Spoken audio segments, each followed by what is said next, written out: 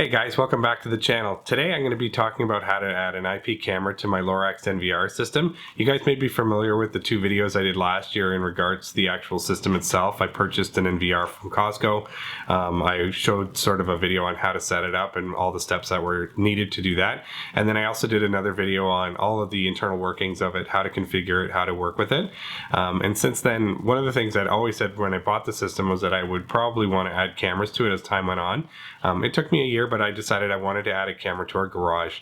I've had a couple times over the last year where I've actually left the garage door open by accident, or one of the kids did, and I even left the garage overnight one time, wide open, which is, you know, a terrible thing to do, right? So I wanted to make sure that I could quickly at a glance see what was going on in the garage. There's a lot of nights where I've gone to bed and gone, open, close, not sure. So now I'll actually know. So that's going to be a good peace of mind.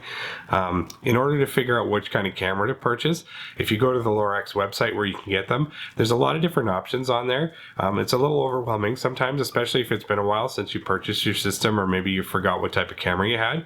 But there's a couple things you can do to kind of prepare yourself for that. The first thing is you can, if you still have your quick reference guide from your installation, it actually says the camera model number on here that was with the original series that you bought. Mine, for my example, was the LNB 810 5X deterrence cameras, and I like these cameras. They're nice wide angle cameras. I like the floodlight in it. I like the fact that I can talk through it and make some noises with it, that sort of thing. So I decided that's the camera that I wanted to go with. I also wanted to make sure it was compatible with the system. So there are ways in the website that you can see if you are buying a compatible camera with your system. So you'll want to take and pay good attention to what it is that you actually purchase, and not just pick any camera that's in there. Once I made the purchase, it came pretty quick, couple days. Here's the box it came in. It's basically got everything I need in the box. It's got the camera itself. It's got all the mounting options for it. So I can either wall mount it, or I could set it on a table or whatever, depending on how I'm doing this, because it has a little stand. And it also comes with the 50 feet of cable. So it's kind of an all-in-one box. It's not very big. And it came very quickly. I think I had it in about 2 days or so. So the plan is I'm going to show you guys. Okay, so I've turned my NVR around, and before we even get started with the installation, you want to take a physical look to make sure you have enough ports, right? We talked about that earlier. I've got 4 cameras installed here, and then I also have room for 4 more here. One of the comments that I get a lot is, why can't their PC or the user's PC connect to the DVR? A lot of times, I think people don't realize that the actual cable has to be connected physically. So this cable right here, this blue one, goes all the way from the NVR unit all the way out to my computer, and it gets connected to my wireless modem. And then that allows the network to see that it's online, and it allows me to watch the video from remote as well. So this has to be physically done. I'm not sure if everybody knows that, but in order to make it work properly, this is not a wireless device, it's wired. So that's how this one works. So we can see that I've got 4 available spots. So the first thing you're going to do, and this may sound very obvious, but is we're going to connect the new camera without actually installing it outside and going through all the hassle of making sure it's all mounted. Because if it doesn't work right out of the gate, I don't want to waste all my time. So we're going to test it first. Alright, so we have the camera unwrapped. It's right here. And we also have the cable, so we want to test this camera to make sure it's working with the cable. We're going to cut the wrap off here, or the plastic, and get the cable out.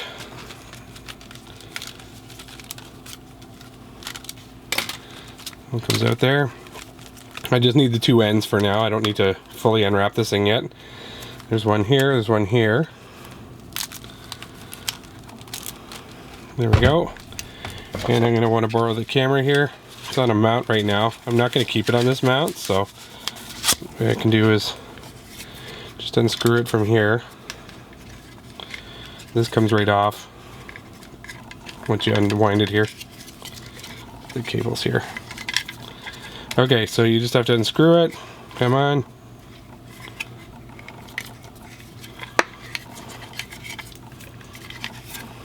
It's a little tricky. Get it here. There we go. That's off. I'm going to take the safety seals off here. Don't plan on touching the lens too much here. And here we go. So we're going to connect this end in here. That's what you do if you're outside. This is the protective covering for it for the weather. And then this end here we're going to connect to the NVR. Okay, so I'm going for port 5 right here. It's right here, it's numbered. Port 5 right here. That's where I'm going into. Take the end,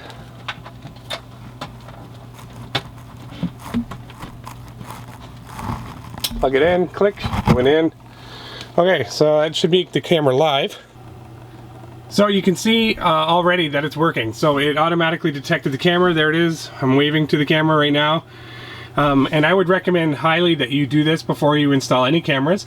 Make sure they actually work, that the cable works, and I know that when I go outside now and spend a few minutes mounting all of this stuff, it's going to work properly. So that's it there. Obviously with your screens, you're going to have new choices in terms of how you want to display your views. So before I used this one, it was a 1:4 camera view like that. But now I can actually change it to a different way of looking at it. So there's different views where we can go like that. I can make that the important one or that one just by dragging and dropping the images in and out. So there's lots of different ways to look at it. Yeah, I look pretty good in there, huh? Not bad. So that's that part. Now I think I'll take you outside and I'll show you physically how we're going to install the actual camera and mount it. As you can see, it's a crappy day outside. Say hello to your little friend. Hey? And it's the first day of winter snow. So yippee. I'm going to cover the camera here. So the plan is I want to be able to see if the garage doors are open or closed. The hardest part of this project is actually getting the wire run. So I am going to, the wires that I have existing are behind this thing here. They're in here. So I have to move this guy. And this is what I said, a little bit of planning on your part makes this go a lot simpler. Or you'll know how difficult it's going to be to install something like this. So it's not pretty, but it was here from last year. Okay, I won't say I'm the best at wiring, so, and I'm not too concerned. I just wanted all the extra cable bunched up here. This is the challenging part here. I don't know if you can see some weatherproofing in here last year, but I've left enough space that it's mainly so I didn't have critters coming in here. I think I got enough space to run the cable right through here, so I'm gonna try. Probably should have just got the camera last year when I wanted it instead of waiting. There we go. Now I got a piece that we can work with here. Here we go. There we go. Okay. So I have the stick in here. Stick's going all the way to the other end. I'm gonna tape this cable on here as good as I can. See if we can't get it through somehow. So here we go. I'm back inside. The stick is right here. It's come through from the outside. Now I just need to get the rest of it through and hopefully it'll come out. Hey, there it is. Success. I finally got it through here. Okay. So my janky little setup actually worked. It's a bit of a pain. It took me about 5 minutes, which I guess in grand scheme of things probably isn't brutal. But yeah. Whatever, got it in. There we go, slice that off. Beauty, we got cable. I'll make sure there's enough coming in. Give it a little tug here, give it a tiny bit more. Might have to feed a little bit more through, but here we go. Success. All right, so back outside again. Now that we got the cable through, here it is here. Gonna feed a little bit more in, make it a little easier for me later. I don't need a lot more in there, but as long as it's tuggable, that's fine. That's okay. So here's the roll here, which I've managed to slightly get tangled, which I didn't want to do. So I figure this out here before it gets too ugly. Let's see here.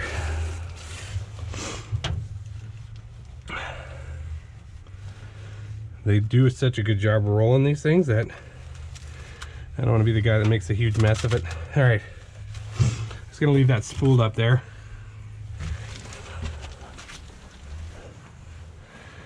I don't have the most complicated setup here, so I plan on mounting it right here, right in the middle, so I can see either side of the garage very well. So right there is what I was thinking. That should give me good visibility of the whole garage right there. So that's kind of the game plan. So that's how I'm going to start, by just putting it in here. They're not heavy cameras, so I'm not too worried about how this gets done. It doesn't have to be pretty, it's in the garage.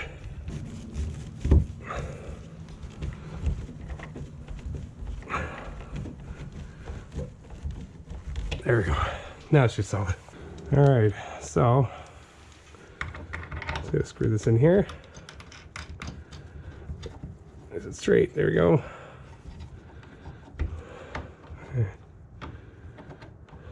Play with this in a second. Put the camera on first. Here goes the camera.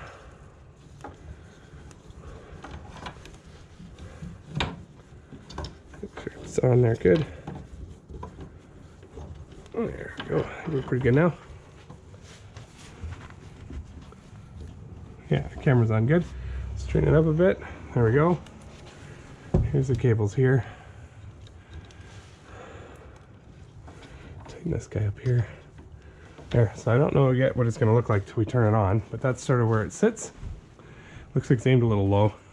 So now that we have the actual backing mounted, we can plug the camera in, which is what I'm going to do here. So we have our cable. We're going to plug it into port 5 and watch on the screen.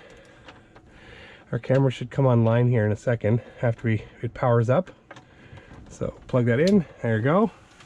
So just keep watching the screen here. There it is. So there, it's live. You can see it on the screen. Took about 30 seconds or so for it to come on. I'm gonna fix that image. I can do some camera setting changes. So I'm gonna log in.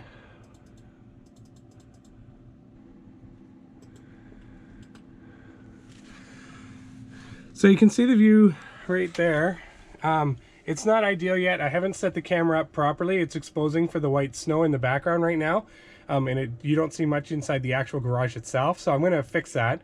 But first what I'm gonna do is go back outside and position the camera a little bit better. I'm not happy quite yet. I also have to give this camera a name and officially set it up. So I'll come back in and show you how to do that in a moment. There we go. So that's what it looks like. I'm obviously gonna have to clean up the cabling a little bit afterwards. It's not too big a deal. I also have to put some weather sealant back in the hole that goes into the house because it gets cold here in the winter. The one thing that I said when we were inside was that I was gonna have to actually look at the positioning of the actual camera. So the way I can do that out here, obviously, is with the app. So I'm just gonna load the app up here. It should show my 5th camera now, hoping. I'm gonna add it here. Cam 5. There it is. So you can see I just added it in the app, which was very easy. It's right there. So you can see with the app, it's not like in a perfect placement yet. It's still a little low. It's not covering the entire garage door. And the one thing I did notice is that, that's me in the frame there. You don't see a lot of detail in the garage. So that's something in the software we could improve. But for now, I'm just gonna fix where the actual camera is showing. There we go, that's much better. Just a simple adjustment. You can see it on the actual app. So that's the nice thing about having the app on your phone. You can tell I was able to make the change and then view it right away without having to go in and out of the house. So that's where it looks. It looks pretty bad from here, obviously, but I'm going to fix that up when I get inside, and then we'll configure the camera fully. Okay, so just to wrap things up, now that it's officially installed and I've kind of got it the way I want it in the garage, I might still play with it a touch, but pretty happy with it so far. If I go to the main menu, in the Lorex menu, and I go to channel name, I can rename this camera. So this was camera 5. You can see right here, I had it as Lorex, or that's what they've listed it as. So I'm just gonna change this and give it a name now. So I'm gonna call it Inside Garage, I think. There we go. So now we know what it is. I'm gonna hit apply, and hit OK. So now this one is officially known as Inside Garage. It's got all its time and date information from the main system, so I don't have to set any of that. And now it's part of the system. Really all there is to it than that. The only other thing I could do with it is if I wanted to, I could set zones for it. So I can also work on the settings here. So it's taking the same settings from all the other cameras. I've had these set up as high as they can be, I think. There we go. And I'll put the audio video on, audio video. So now it'll record audio and I can hear the audio.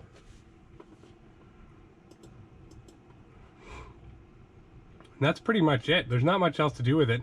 I can tweak the camera itself. Let me find that. Camera settings. And I can change it. So if, like, for example, when I had opened the door up, I noticed that it was very bright. I can change the hue, saturation, and contrast here. So I may play with that a little bit. Right now it's set for auto mode and day and night auto, so that's fine with me. And I think I'll probably just leave it this way for now until I've had a chance to work with it. But I could change it as well through the setting. That's it. Thanks for watching the video. I really appreciate you guys subscribing to my channel. My goal for the year was to get me to 1,000 subscribers, and I'm at 800, and I don't know what this little guy says right now, but it's about 821, somewhere around there anyways. So I'm still working on it, but I really want to say thank you for that. If there's anything you guys would like me to review, look at, talk about, especially with the Lorex systems, I'd be happy to do that. Just leave me a comment down in the section below, and as always, thanks for checking out the video, and hopefully I'll have some new stuff here for you in the next little bit. Thanks, cheers.